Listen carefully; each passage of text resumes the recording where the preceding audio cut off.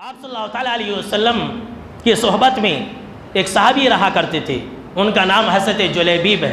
आप सल्लल्लाहु अलैहि वसल्लम ने हज़रत जुलैबीब रज़ी अल्लाह ताला अन्हो से एक बार कहा, क्या जुलैबीब फ़लाँ अंसारी के घर जाओ और उन्हें तुम मेरा सलाम सुनाना और ये कहना कि आप सल्लल्लाहु अलैहि वसल्लम ने ये हुक्म दिया है कि तुम अपनी बेटी का निकाह मुझसे कर दो।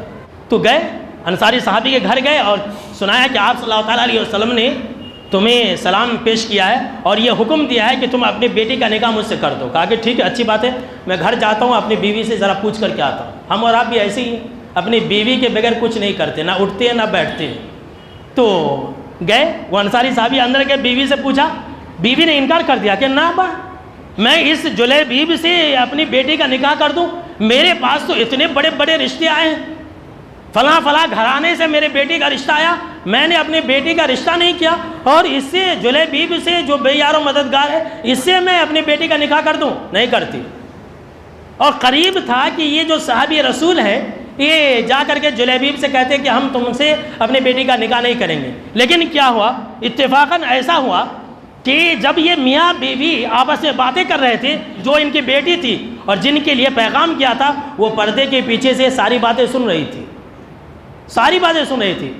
जब उन्होंने महसूस किया कि अब मेरे माँ बाप इस रिश्ते को ठुकरा देंगे, फ़ौरन आ गई अपने माँ बाप के पास और कहने लगी कि आपको ज़रा बराबर भी ख्याल है?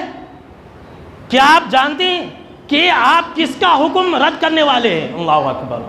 ताकि आप सोचिए कि क्या आप सल्लल्लाहु अलैहि वसल्लम के हुक्म को टाल देंगे?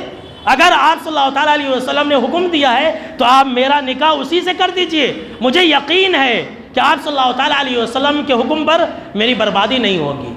आप सल्लल्लाहु अलैहि वसल्लम मुझे ज़ाय और बर्बाद नहीं करेंगे।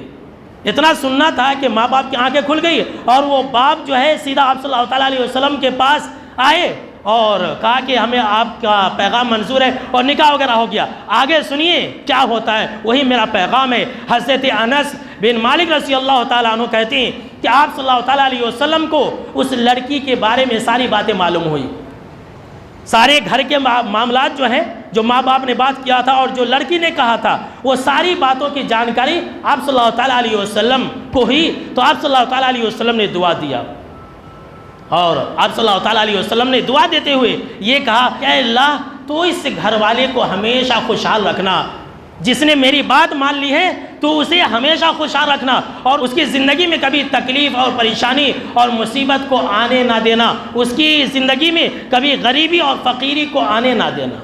या आप सल्लल्लाहु अलैहि वसल्लम ने दुआ दिया। हज़रत अनस बिन मालिक रज़ी अल्लाह ताला अन्हु कहते हैं कि मैंने अपनी आँखों से देखा कि मदीना के अंदर सबसे ज़्यादा खुशहाल घराना ये इसी लड़की का था। तो आप सल्लल्लाहु अलैहि वसल्लम की इताअत करने वालों के लिए दुआ है कि जो लोग आप सल्लल्लाहु अलैहि वसल्लम की बात मानेंगे ऐसे लोगों को अल्लाह खुशहाल रखेगा, और इसी के बरक्स जो लोग आप सल्लल्लाहु अलैहि वसल्लम की बात को नहीं मानेंगे ऐसे लोग परेशान हाल होंगे।